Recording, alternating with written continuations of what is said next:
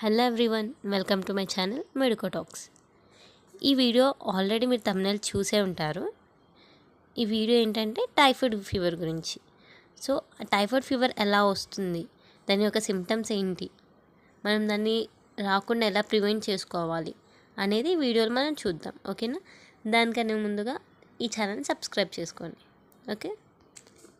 Typhoid fever ఎలా వస్తుందంటే, ఒక బ్యాక్టీరియా ఏంటంటే ఈ సాల్మోనెల్లా టైఫీ అనే ఒక బ్యాక్టీరియా మనం తీసుకునే ఫుడ్లో కానీ వాటర్లో కానీ అది అందులో ఉన్నప్పుడు ఆ ఫుడ్ని మనం తిన్నప్పుడు వాటర్ తాగినప్పుడు సాల్మోనెల్లా టైఫీ ఏదైతే బ్యాక్టీరియా ఫుడ్లో ఉన్నప్పుడు అది మనం తిన్నామనుకోండి, ఆ బ్యాక్టీరియా అనేది మన బాడీలోకి ఎంటర్ అయినప్పుడు సో దాని యొక్క ఇన్ఫెక్షన్ని మన బాడీలోకి మొత్తం స్ప్రెడ్ చేస్తుంది.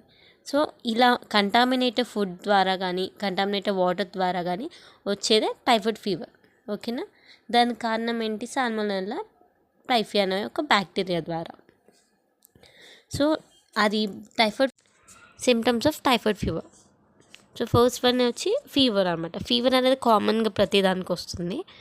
Next step ladder pyrexia. ఈ స్టెప్ లాడర్ పైరెక్సియా అంటే ఫస్ట్ డే మీకు ఫీవర్ వచ్చింది అనుకోండి, మీరు ఆ రోజు పారాసిటమాల్ ట్యాబ్లెట్ వేసుకుంటే ఆ రోజు మీకు తగ్గిపోయింది. బట్ నెక్స్ట్ డే మళ్ళీ ఫీవర్ వస్తుంది. ఆ రోజు 98 degrees ఉంటే మళ్ళీ నెక్స్ట్ డే 100 degrees అలా వస్తుంది. అది 105 degrees వరకు కూడా వెళ్తుంది ఒక్కొక్కసారి. ఓకేనా? నెక్స్ట్ స్కిన్ ర్యాషెస్ అనేవి వస్తాయి. ఎప్పుడు సెకండ్ అండ్ థర్డ్ వీక్లో మనకి చూడవచ్చు, మనం అప్పుడు కనిపిస్తాయి మనకి. వాటిని మనం రోజ్ స్పాట్స్ అంటాం. హెడేక్ వస్తుంది.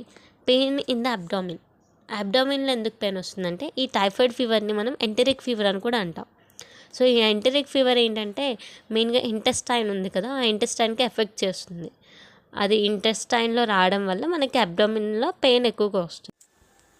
Muscle pain, nausea and vomiting, tiredness and weak. So ఇవి సిమ్టమ్స్ ఆఫ్ టైఫాయిడ్ ఫీవర్. ఒకవేళ టైఫాయిడ్ ఫీవర్ వస్తే వాళ్ళకి ఈ సిమ్టమ్స్ ఉంటాయి. సో దీనికి రిలేటెడ్ సిమ్టమ్స్ మీలో కనిపిస్తే టెస్ట్ చేయించుకోవాలి. సో వైరల్ టెస్ట్ చేస్తారు, అందులో బ్లడ్ కల్చర్ చేస్తారు.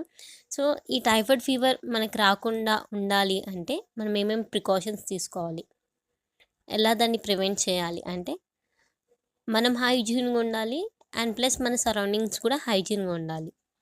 లైక్ మనం తినేటప్పుడు హ్యాండ్ వాష్ రెగ్యులర్గా చేసుకోవాలి.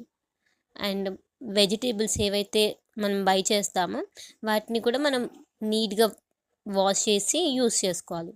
అండ్ రా మిల్క్ కానీ రా మీట్ కానీ ఇలాంటివి తినకూడదు. ఇలాంటివి తినడం ఆపేయాలి. సో ఇంకా వాటర్ కూడా మనం బాయిల్ చేసుకొని తాగడం బెస్ట్. ఈ రెయినీ సీజన్స్లో అయితే టైఫాయిడ్ ఫీవర్ చాలా ఎక్కువ మందికి వస్తుంది. వాటర్ బాయిల్ చేసుకొని తాగాలి.